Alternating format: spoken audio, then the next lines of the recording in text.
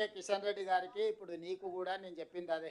దేశ స్వతంత్రం వచ్చినాక మహిళలకు పురుషులతో పాటు సమానమైన ఓటు హక్కు ఇచ్చింది మేమే. స్థానిక సంస్థలల్లో రిజర్వేషన్లు ఇచ్చింది మేమే. లోక్సభలో రాజ్యసభలో మహిళా బిల్లులు, అసెంబ్లీలో లోక్సభలో బిల్లు పాస్ చేసింది మేమే. ఇన్ని పనులు మేం చేసిన తర్వాత ఈరోజు కిషన్ రెడ్డి గారు 60 ఏళ్ళు మీరే ఉన్నారు. 60 ఏళ్ళు ఇవన్నీ చేసినాం స్వామి. మా పార్టీకి శ్రీమతి ఇందిరాగాంధీ గారి కాడి నుంచి సోనియా గాంధీ వరకు అధ్యక్షురాలుగా నియమించుకున్నాము. రాష్ట్రపతి, ప్రధానమంత్రి, గవర్నరు, స్పీకరు అందరు మహిళలకు ఇచ్చిన మీ 60 ఏళ్ళలో మేము. మీరు 46 ఏళ్ళలో మీ పార్టీకి ఒక్క మహిళా అధ్యక్షురాలనైనా నియమించుకున్నారా కిషన్ రెడ్డి గారు? ఒక్కసారి దీనికి జవాబు చెప్పండి. జనరల్ సెక్రటరీ ఆర్గనైజేషన్ అనే ఒక పదవి ఉంటుంది, తెలుసు కదా. నరేంద్ర మోడీ గారు ఉండేవాళ్ళు అంతకుముందు ప్రమోద్ మహాజన్ ఉండేవారు జనరల్ సెక్రటరీ ఆర్గనైజేషన్ అని. వెంకయ్య నాయుడు గారు ఉండేటోళ్ళు. జనరల్ సెక్రటరీ ఆర్గనైజేషన్ అనే పదవి ఒక మహిళకి ఎప్పుడైనా భారతీయ జనతా పార్టీలు ఇచ్చిండ్రా?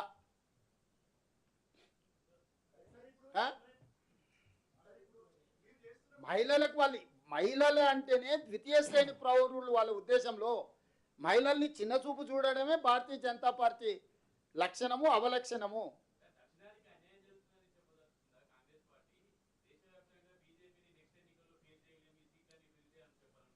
నేను దేశానికే అన్యాయం జరుగుద్దని చెప్తున్నా. నేను పార్టీలకు కాదు, దేశ ప్రజల మధ్యలో అంతరం పెరిగినప్పుడు ఆ దేశానికే నష్టం చేకూరుస్తుంది.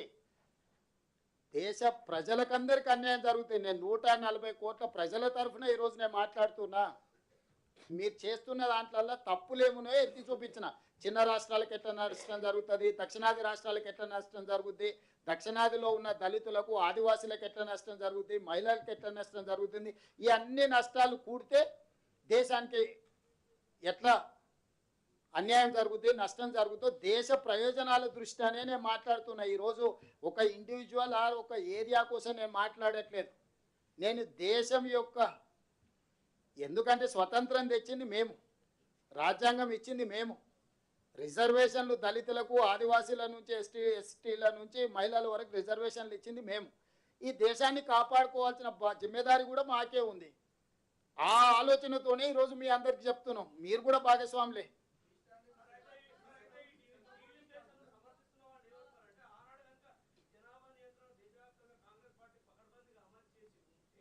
ఇప్పుడు ఆనాడు అది ఏనాడే అది 1950 ప్లీజ్ తినండి. 51 లోపల కూడా చేసింది కాంగ్రెస్ పార్టీ, 61లో చేసింది కాంగ్రెస్ పార్టీ, 76 లోపల డిఫరెన్సెస్ ఉన్నది ఆపింది కాంగ్రెస్ పార్టీ. ఆగినాం.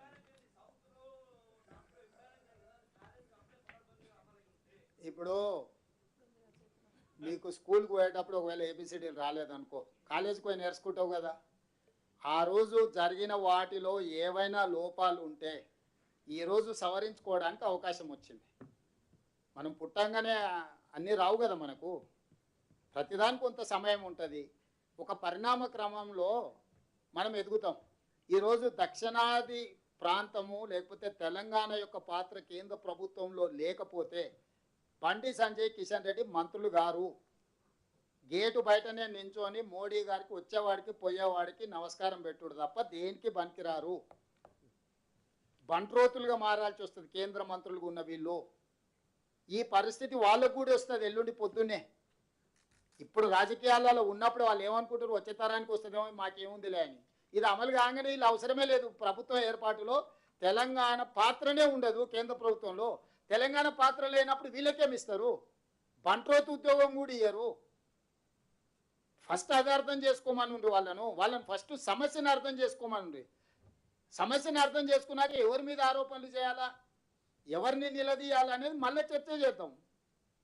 అంతే తప్ప మోడీ గారు చెప్పిండ్రు కాబట్టి మేము గుడ్డే దిశలో పడ్డట్టు మేము పోతామని అంటే అది మొత్తం ప్రజలకే నష్టం జరుగుద్ది. నీది మోడీది కుటుంబ సమస్య కాదు, ఇది ప్రజల సమస్య. అందుకే ఈ ప్రయత్నం చేస్తున్నాం. ఎస్,